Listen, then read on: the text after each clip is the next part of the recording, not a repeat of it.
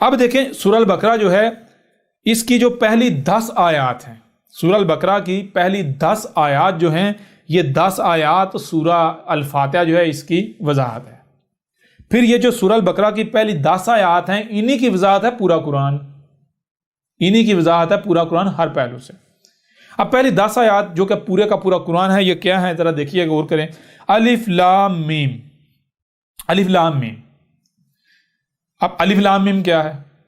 تو الف لام میم کیا ہے اس کو سمجھنا بہت آسان ہے۔ اگر آپ نے حروف تہجی والی نشست سنی تو آپ کے اوپر واضح ہو چکا ہوگا، اگر آپ نے حروف تہجی والی نشست نہیں سنی تو دوبارہ سن لیں، آپ کے اوپر بالکل کھل کر واضح ہو جائے گا۔ الف لام میم کا الف لام میم یہ کائنات ہے، یہ کائنات یعنی جس طرح چل رہی ہے، جو کچھ ہو رہا ہے یہ ہے۔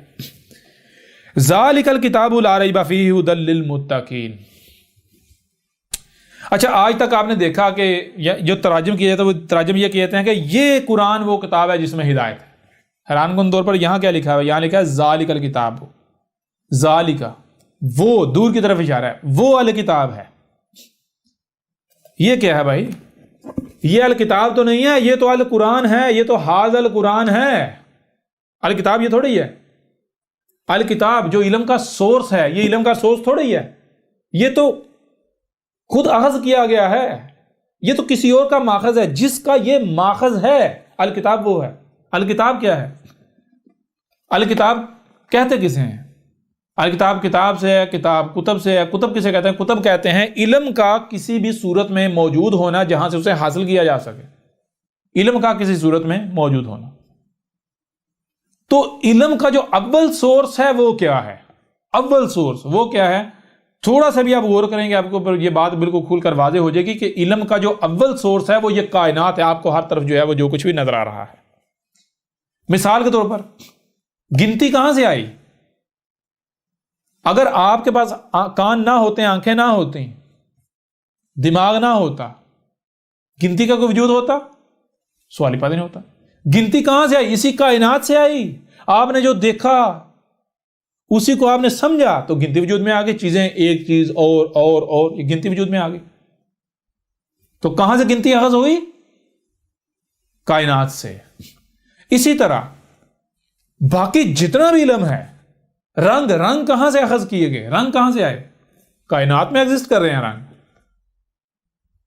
حرکتیں، حرکات و سکنات، چلنا، ڈیزائننگ، یہ سارے کا سارا علم یہ کہاں سے بلانگ کرتا ہے؟ کہاں سے اخذ کیا گیا؟ کہاں سے آیا انسان کے پاس؟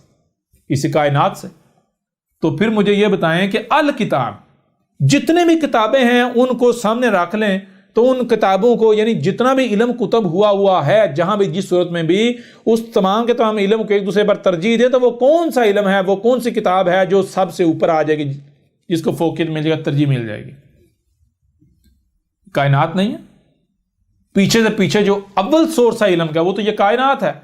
تو الکتاب کیا ثابت ہوئی؟ پھر الف لام میم ھذا الکتاب نہیں، عربوں کی زبان میں نزدیک کے لیے ھذا ہوتا ہے، دور کے لیے ذالکا ہوتا ہے، اور اگر کوئی شاید دور ہے لیکن آپ کے قریب لکھا ہوا ہے، مثال کے طور پر آپ کے سامنے لکھا ہوا ہے گاڑی، اور اس کا گاڑی کا نمبر یہ ہے، فلاں فلاں فلاں گاڑی کا نمبر ہے، اور وہ گاڑی دور کھڑی ہوئی ہے، تو آپ کہیں گے، پڑھیں گے جب گاڑی فلاں فلاں نمبر گاڑی، آپ کہیں گے یہ وہ گاڑی ہے۔ اسے کیا کہتے ہیں؟ اسے کہتے ہیں عربوں کی زبان میں تلکا۔ تلکا کا معنی، تلکا کسے کہتے ہیں؟ تلکا کہتے ہیں یہ وہ ہے۔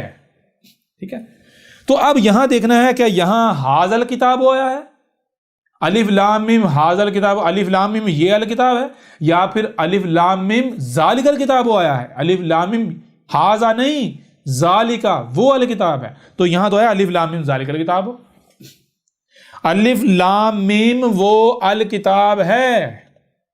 اور پھر الف لام میم ہے کیا؟ الف لام میم تو آپ کو پتا یہ کائنات ہے، تو پھر الف لام میم یہ کتاب ہوئی یا ھذا القرآن، یا پھر الف لام میم تو الکتاب، یہ جو کائنات ہے یہ الکتاب ہے، الکتاب ہے الکائنات، یہ جو کائنات ہے۔ پھر اس کے علاوہ یہ عربوں کا اصول ہے، دو شیعہ ہیں، مثال کے طور پر دو شیعہ، یہ دیکھیں، ایک یہ شے ہے اور ایک یہ شے ہے، یہ دو شیعہ ہیں، ایک جو شے ہے وہ دوسری کے نسبت میرے قریب ہے، ایک دوسری کے نسبت میرے قریب ہے، دوسری دور ہے۔ اب جو نسبتاً قریب ہے اسے کہا جائے، اس کے لیے استعمال ہوگا ہاذا، اور جو دور ہے بے شک وہ 1 ملی میٹر ہی دور کیوں نہ ہو، اس کے لیے لفظ استعمال ہوگا ذالکا، ہاذا و ذالکا۔ قریب جو ہے اس کے لیے ہاذا، اور جو دور ہے اس کے لیے ذالکا۔ تو یہاں پر کیا آیا؟ یہاں پر دیکھیں، یہاں پر آیا ذالک الکتاب۔ اس کے لیے پہلے ہمیں یہ جاننا ہے کہ بھائی ہمارے سامنے کتنی کتابیں ہیں، ہمارے سامنے علم کے سورس کتنے ہیں؟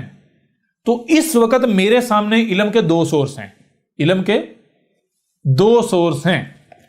پہلا سورس یہ ہے، اور یہ کیا ہے؟ یہ کرتاس پر، اوراق پر لکھا ہوا علم ہے، بشری ہاتھوں سے کتب ہوا ہوا علم ہے، ٹھیک ہے جی۔ دوسرا سورس کیا ہے؟ دوسرا سورس ہے یہ کائنات۔ رنگ کیا ہوتا ہے؟ یہ کائنات بتا رہی ہے۔ ہائٹ کیا ہوتی ہے، بلندی کیا ہوتی ہے، کائنات بتا رہی ہے۔ گہرائی کیا ہوتی ہے، کائنات بتا رہی ہے۔ غوطہ کیا ہوتا ہے، کائنات بتا رہی ہے۔ موت کیا ہوتی ہے، کائنات بتا رہی ہے۔ چلنا کیا ہوتا ہے، کائنات بتا رہی ہے۔ درخت کا اگنا کیا ہوتا ہے، کائنات بتا رہی ہے۔ سیب کیا ہوتا ہے، کائنات بتا رہی ہے۔ تو میرے سامنے 2 الکتاب ہیں، کتنی ہیں؟ 2۔ اچھا، ان میں سے ایک جو الکتاب ہے یہ کیسی الکتاب ہے؟ یہ ایسی الکتاب ہے کہ یہ میری زبان میں نہیں ہے، یہ دنیا میں مخصوص خطہ ہے، مخصوص لوگ ہیں ان کی زبان میں ہے، جنہیں عرب کہتے ہیں۔ اگر کوئی چائنی ہے وہ اسے نہیں جان سکتا، نہیں سمجھ سکتا، وہ اس سے علم حاصل نہیں کر سکتا۔ اس سے یہ جو ہے کوئی چائنیز نہیں علم حاصل، یعنی جس کو بھی یہ زبان نہیں آتی وہ اس سے علم حاصل نہیں کر سکتا۔ پھر اس کے علاوہ جب جس کو پتا ہے، جس کو اس کا علم ہے، تو وہ جانتا ہے، جو یہ زبان پڑھنا جانتا ہے اس کو بھی نہیں پتا اس میں کیا لکھا ہوا ہے۔ یعنی یہ زبان آتی ہو یا نہ آتی ہو، یہ کتاب آپ کی رہنمائی نہیں کرے گی یہ۔ اچھا، دوسری کتاب کیا وہ رہنمائی کرتی ہے؟ دوسری کتاب کون سی؟ کائنات۔ کائنات رہنمائی کرتی ہے؟ نہیں کہتے ہاں بھائی کائنات تو واقعہ کائنات۔ رنگ کیا ہوتا ہے، کائنات بتا رہی ہے۔ مثال کے طور پر کیلا کیا ہوتا ہے، کائنات بتا رہی ہے۔ کیلے کا ذائقہ کیا ہوتا ہے، کائنات بتا رہی ہے۔ کیلے اور سیب کیا ہوتا ہے، کائنات بتا رہی ہے۔ سیب کا ذائقہ کیا ہوتا ہے، کائنات بتا رہی ہے۔ سیب اور کیلے کے ذائقے میں ڈیفرنس کیا ہے، کائنات بتا رہی ہے۔ کیسے بتا رہی ہے؟ کائنات اس طرح رہنمائی کر رہی ہے کہ رائی برابر بھی شک نہیں ہوتا، شک نہیں رہتا۔ کائنات رہنمائی کرتی ہے 100% کمپلیٹلی، پریکٹیکل رہنمائی کرتی ہے۔ اچھا، کیا یہ جو کائنات ہے اس سے ہر کوئی رہنمائی لے سکتا ہے؟ بھائی اس کائنات سے ہر وہ شخص رہنمائی لے سکتا ہے جس کے پاس کان، آنکھیں اور جو سنائی اور دکھائی اسے سمجھنے کی صلاحیت ہے۔ اب سمجھ آئی کہ ہمیں کان، آنکھیں جو سنائی اور دکھائی دے رہا ہے اسے سمجھنے کی صلاحیت دی گئی، تو کیوں دی گئی یہ صلاحیتیں، کیوں دی گئی؟ یعنی یہ جو کائنات ہے یہ ایسی کتاب ہے کہ اس کو پڑھنے کے لیے سمجھنے کے لیے آپ کو کس چیز کی ضرورت ہے؟ اس کو پڑھنے کے لیے آپ کو زبان کی ضرورت نہیں ہے۔ کائنات کو پڑھنے کے لیے آپ کو کان، آنکھیں جو ان سے سنائی اور دکھائی دے رہا ہے اسے سمجھنے کی صلاحیت ہونی چاہیے، آپ کے پاس یہ ٹولز ہونے چاہیے۔ لہذا دنیا میں جس کسی کے پاس بھی یہ ٹولز ہیں وہ کائنات سے ہدایت رہنمائی لے سکتا ہے۔ قبر کیا ہے؟ کائنات رہنمائی کر رہی۔ بندہ کوئی بھی شخص وجود میں کیسے آتا ہے؟ کائنات رہنمائی کر رہی۔ وجود میں لا کون رہا ہے، یعنی رب کون ہے؟ کائنات جو ہے وہ رہنمائی کر رہی۔ کوئی بھی مخلوق جو ہے کیسے وجود میں آتی ہے؟ کائنات رہنمائی کر رہی۔ یعنی ہر لحاظ سے کائنات رہنمائی کر رہی ہے۔ تو میرے سامنے کتنی کتابیں ہیں؟ 2۔ تو ان میں ہدایت کس میں ہے؟ ان میں سے اس میں تو ہدایت ثابت نہیں ہوتی۔ یہ کیا ہے؟ او بھائی یہ الکتاب تو نہیں ہے، یہ تو القرآن ہے۔ یعنی یہ تو وہ علم ہے جو الکتاب سے اخذ کیا گیا، یہ تو الکتاب کا ماخذ ہے۔ تو ہدایت کس میں ہے؟ ذالک الکتاب لا ریب فیہ ھدی للمتقین۔ کہ الکتاب جو ہے، الکتاب میں رائی برابر بھی شک نہیں ہے کہ الکتاب میں رہنمائی ہے، ہدایت ہے، 100% رہنمائی ہے، 100% باریک سے باریک رہنمائی ہے، باریک سے باریک رہنمائی ہے۔ ایسے رہنمائی ہے جیسے کہ اندھے کا ہاتھ پکڑ کے اس کے ساتھ ساتھ چلا جاتا ہے، پریکٹیکل کروایا جاتا ہے۔ کس میں؟ الکتاب میں۔ تو کیا اس میں ہے او بھائی یہ الکتاب تو ثابت ہوتے، یہ تو الکتاب کا ماخذ ہے، یہ تو علم خود کہیں سے اخذ کیا گیا ہوا ہے، تو کہاں سے اخذ کیا؟ یہ تو اچھا اس میں کس کا ذکر ہے؟ اس میں جناب زمین کا ذکر ہے، پہاڑوں کا ذکر ہے، درختوں کا ذکر ہے، سمندروں کا ذکر ہے، بارشوں کا ذکر ہے، نباتات کا ذکر ہے، جانداروں کا ذکر ہے۔ یار اس میں تو اسی کائنات کا ہی ذکر ہے، اس میں کائنات کا ہی ذکر ہے، تو پھر یہ کس کا ماخذ ہوا؟ کائنات کا ماخذ ہے۔ اچھا اب سمجھ آئی، تو پھر رہنمائی اس میں تو نہ ہوئی، رہنمائی کس میں ہے؟ رہنمائی الکتاب کائنات میں ہے، تو اس لیے الف لام میم ذالک الکتاب، الف لام میم ھذا القرآن نہیں، یہ ھذا الکتاب ہے، یہ ھذا القرآن ہے، الف لام میم وہ الکتاب ہے۔ مثال کے طور پر اس میں دیکھیں اس کی آیات کیا ہیں، اس میں آیت جبال، اس میں جو آیت جبال آیت ہے، کیا یہ جبال یہ قریب ہے یا پھر جبال اپنی اصل فارم میں جو پہاڑ ہیں وہ قریب ہے؟ کون سی آیت قریب ہے؟ پتہ چلتا ہے بھائی یہ قریب ہے، دور کون سے ہیں؟ پہاڑ دور ہیں فزیکلی۔ تو پھر ھذا اور ذالک کون سی کتاب؟ ذالک جو یہ کائنات جو ہے یہ الکتاب ثابت ہوتی ہے، تو یہ دیکھیں الف لام میم ذالک الکتاب لا ریب فیہ ھدی للمتقین، الف لام میم وہ الکتاب ہے، کون سی؟ الف لام یہ کائنات ہے، الف لام میم یہ کائنات وہ الکتاب ہے جس میں رائی برابر بھی یہ شک نہیں ہے کہ باریک سے باریک رہنمائی ہے، لیکن کن کے لیے؟ ان کے لیے آگے شرط بتا دی، للمتقین، للمتقین، متقین جمع کا صیغہ ہے، متقی کس سے ہے؟ کو سے، کو یعنی تقوی، تقوی کسے کہتے ہیں؟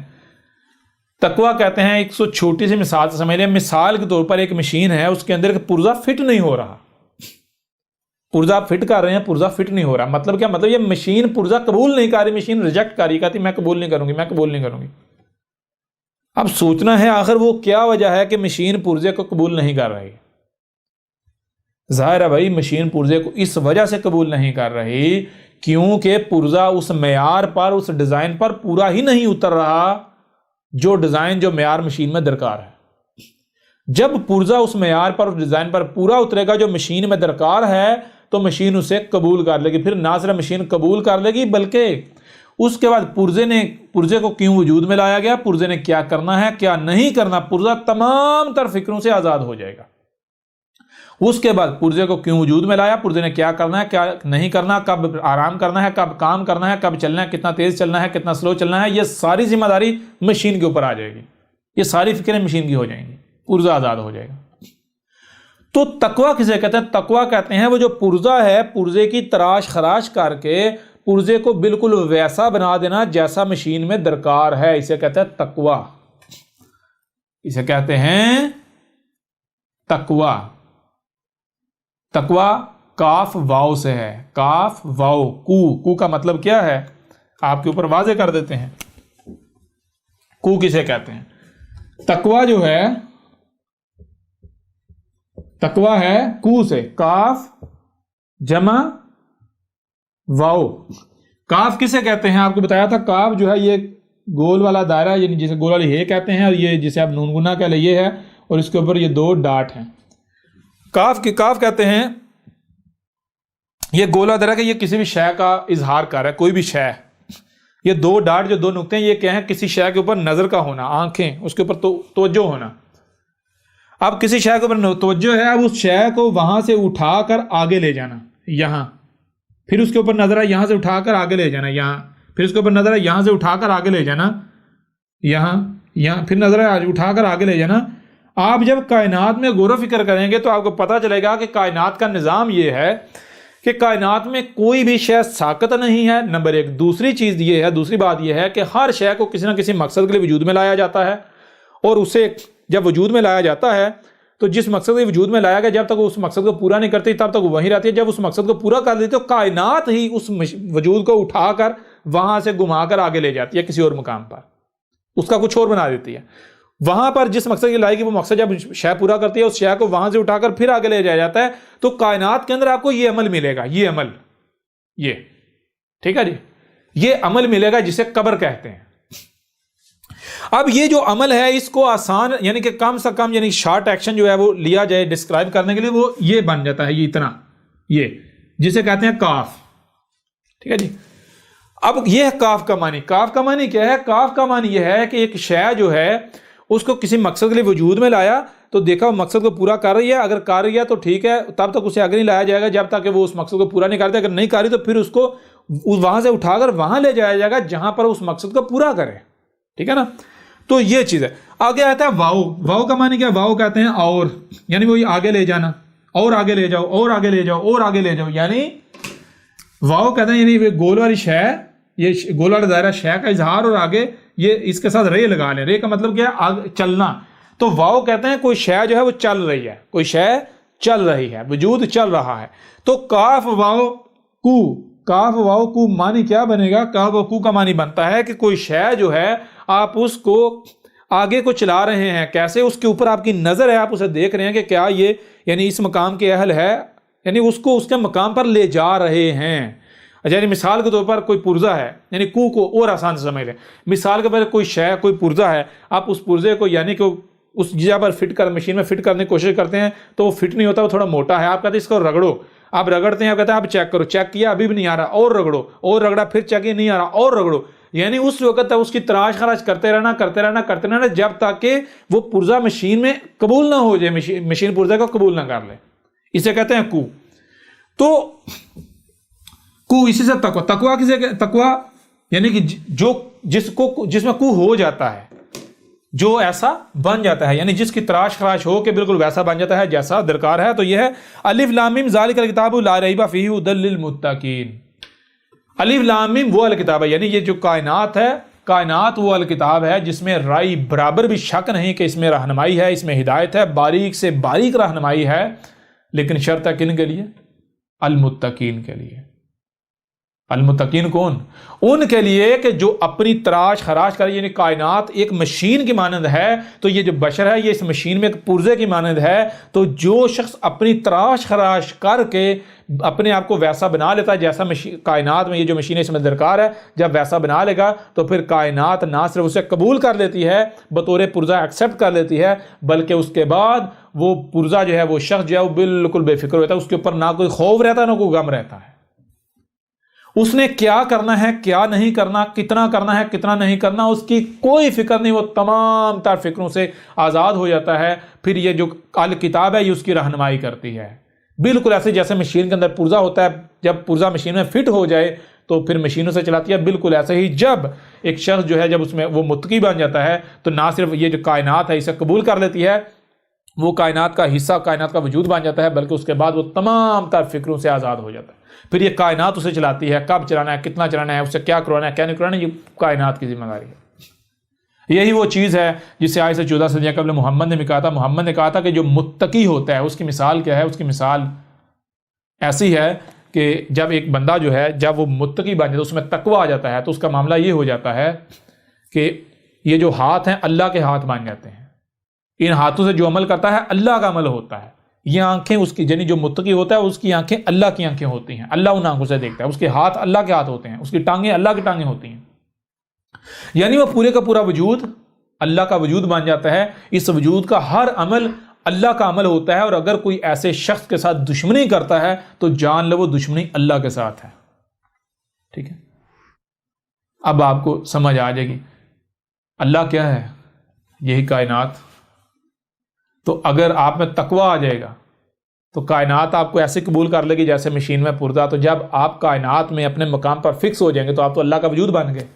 تو پھر ظاہر بات ہے آپ کا دیکھنا اللہ کا دیکھنا, سننا اللہ کا سننا, کچھ بھی کرنا, کوئی بھی عمل اللہ کا عمل. اگر آپ کے ساتھ کوئی دشمنی کرتا ہے تو دشمنی کس کے ساتھ؟ دشمنی تو آٹومیٹکلی اللہ کے ساتھ ہوئی نا, یعنی کائنات کے ساتھ ہوئی نا. تو کائنات یعنی اللہ کے ساتھ دشمنی کر کے, کائنات کے ساتھ کوئی دشمنی کر کے رہ سکتا ہے, کوئی ٹھہر سکتا ہے, کائنات کو عاجز کر سکتا ہے؟ جی